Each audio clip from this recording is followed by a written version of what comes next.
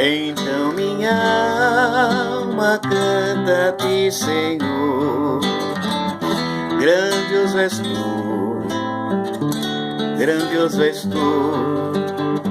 Então minha alma canta-te, Senhor. Grandioso és tu, grandioso és tu. Bom, vamos falar da grandeza de Deus um pouquinho. Deus, a grandeza de Deus, como medir o tamanho e a grandeza de Deus? Não tem como, né? Vamos tentar fazer um cálculo mais ou menos do que é o tamanho de Deus, mas a gente não vai chegar a conclusão nenhuma porque a gente é muito pequeno para isso, porque nós viemos do Criador. Para eles, o nosso tamanho, eu vou explicar já. Aí fui viajar para o Paraná. Eu passei quase o dia todo pela estrada fora e não tinha saído de dentro de São Paulo ainda. Já era quase 5 horas, chegando 6 horas, eu saí daqui 8 horas da manhã. E ainda não tinha saído de dentro de São Paulo. Eu fiquei pensando, falei, caramba, como São Paulo é grande.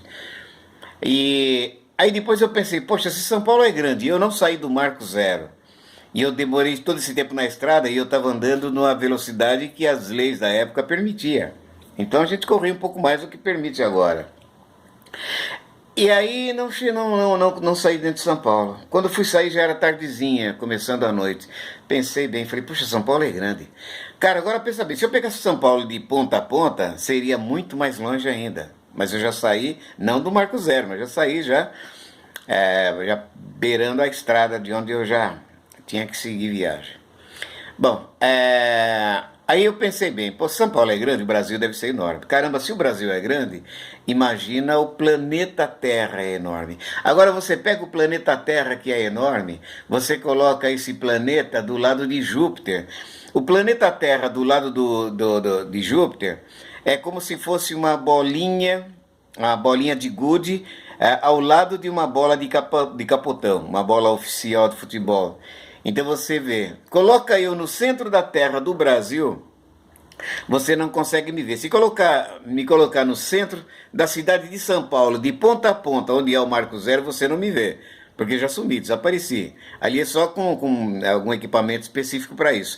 Mas se colocar eu no centro do Brasil, de ponta a ponta, você vai entender que aí você já não me vê, talvez nem com o aparelho. Cadê o Milton? Cadê o Bolacha? Foi parar, sumiu, escafedeu-se. Porque eu vou desaparecer. Eu acredito que um aparelho muito sofisticado poderia me detectar. Eu digo eu sem o celular no bolso, né? Estou dizendo fisicamente sem o celular no bolso. Então eles não poderiam me detectar, porque eu sou muito pequeno. Coloca eu no centro do planeta, menor ainda. Agora você coloca o planeta Terra do lado de Júpiter, que é semelhante a uma bolinha de gude, ao lado de uma bola oficial de futebol. Então eu já desapareci. Agora você vê que descobriram que dentro dessa atmosfera, desse espaço aqui, existe, conseguiu o telescópio Hubble, descobriu 170, 180 planetas. Só que eles não sabem se todos eles são planetas ou se alguns são satélites. Mas são 150. Agora você imagina, o planeta Júpiter, que tem um desses planetas, que eu não sei se é Vênus ou se é Júpiter, que tem 9 luas. Mas descobriram 150 planetas. Isso está dentro do quê? Do universo. Só que a ciência consegue ainda descobrir que pode existir multiverso, ou seja, que não há um universo. Se não há um universo e tudo isso que a gente vê, tudo isso que até aqui a ciência do homem rudimentar ainda, porque que leve bilhões de anos, jamais vão conseguir descobrir toda a criação de Deus no espaço, como essas estrelas que a gente vê, a maioria delas, ou todas elas, são chamadas de estado de nova, porque quando ela chega, quando a luz chega até a nós, diz a ciência que há milhões de anos essa estrela já tinha sido destruída. É que ela viaja no espaço. Exemplo da viagem da luz no espaço é que a luz ela é mais veloz do que o som. Você pode entender isso quando dá um raio. Está chovendo, deu um relâmpago, o que acontece primeiro? Primeiro é o clarão, depois que vê o estampido. Isso primeiro o clarão. Por quê? Porque a luz chegou primeiro. De onde aconteceu o relâmpago, a luz chega sempre primeiro, você pode ver. E quando está distante demais, depois de alguns segundos, é que você ouve o barulho, porque a luz já chegou muitos segundos antes, à frente. Então isso quer dizer que essa estrela que a gente vê em estado de nova, ela já foi destruída, já foi inexistente há alguns milhões de anos atrás, segundo a ciência. Então tá. Então Deus não tem um universo. A ciência descobre através de massa escura e outros elementos, ímã, captação magnética, eles conseguem descobrir ou pelo menos imaginar que exista multiverso. Então você imagina. Agora, eu no centro desse multiverso, quem sou eu? Semelhante a um verme.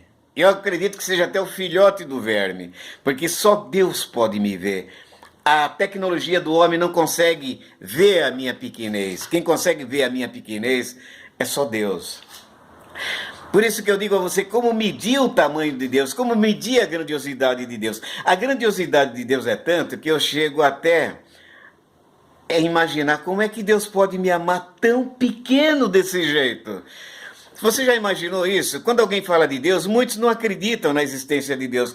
Porque você fala assim, como é que Deus pode nos amar pela nossa pequenez, algo que seria invisível a Ele de tão pequeno?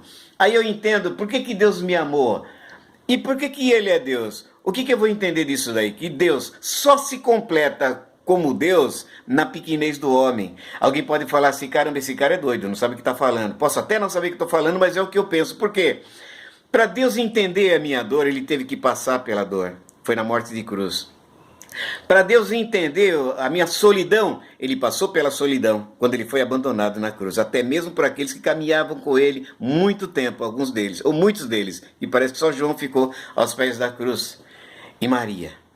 Então, para Deus conhecer o meu sofrimento, a minha solidão, a minha dor, Ele passou por isso que eu digo para você. Deus conhece a tua dor, Deus conhece o sofrimento. Para Ele se completar como Deus, faltava uma coisa. É Ele ser grande diante daquilo que é menor do que a tecnologia humana consegue ver. Então Ele conseguiu me amar porque Ele entendeu a minha dor na cruz. E Ele me construiu, Ele me fez. Mas Ele, para poder se completar como Deus, Ele não teria que ter o olhar dele para as coisas gigantescas, grande, porque Ele é grande, gigantesco, e não tem como medir o tamanho de Deus. Mas é quando Deus se colocou tão humilde, a se comparar ao nível do homem, ou abaixo do nível do homem, para nos resgatar de baixo para cima, e aí se completa o poder dele, tanto na misericórdia da grandiosidade, quanto a misericórdia na pequenez. Quando ele conseguiu me amar, tão insignificante que eu sou, ele se completou como Deus, por quê? Porque faltava o ponto da humildade em valorizar a mínima coisa. E essa mínima coisa para Deus é grande, por quê? Porque ele sentiu na pele o que é que ele tinha feito, porque na ciência divina, ele sabia muito bem que a dor existia, mas ele usou essa situação na prática para poder se completar como Deus, aquele que tem ascensão, mas também consegue entender o que é a queda e nos abençoa por causa da nossa pequenez. Então eu consegui enxergar o amor de Deus por mim justamente, não só pelo projeto de ter me colocado, me feito, construído essa peça de carne e osso tão pequeno, mas como ele conseguiu se desprender da sua realeza, do seu trono celestial, e ainda dizer para Satanás, ainda disse para Satanás, eu venci o mundo por ele. Então nós estamos salvos do que o diabo tem nos preparado. Por quê? Porque a grandiosidade de Deus se fez menor do que eu. Tá bom? Tchau, gente. Deus abençoe, tá?